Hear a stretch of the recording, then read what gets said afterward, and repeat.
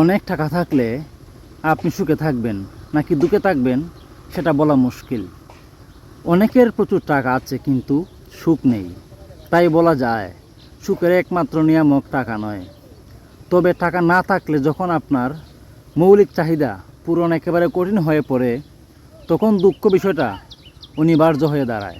আসলে সুখ একটা অনুভবের নাম। বিজ্ঞজনেরা মনে করেন সুখ অর্জন করা যায় না, এটি আপনার একটি পছন্দ মাত্র।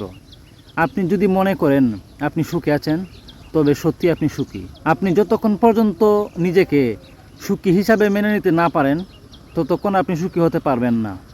পৃথিবীর কোনো বস্তু আপনার সুখ এনে দিতে পারে না। আসল কথা হলো আপনি সারা জীবন পরিশ্রম করেও সুখ খুঁজে নাও পেতে পারেন যতক্ষণ না আপনি সেটা চান। কিন্তু আপনি যদি চান সুখী হতে তবে সুখ নিজে এসে আপনার কাছে ধরা দেবে। সুখী হতে তার অনুষঙ্গ হিসেবে যেমন টাকা লাগে তেমনি আপনার মনটাকেও তৈরি করা দরকার হয়।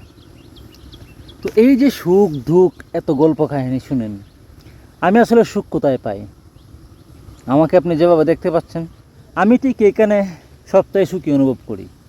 কর্পোরেট পৃথিবীতে হয়তো এই সুখ অন্যরকম, কিন্তু আমার কাছে এই পৃথিবীতে সুখটা অন্যরকম। আমি এখানে চরম শান্তি অনুভব করি।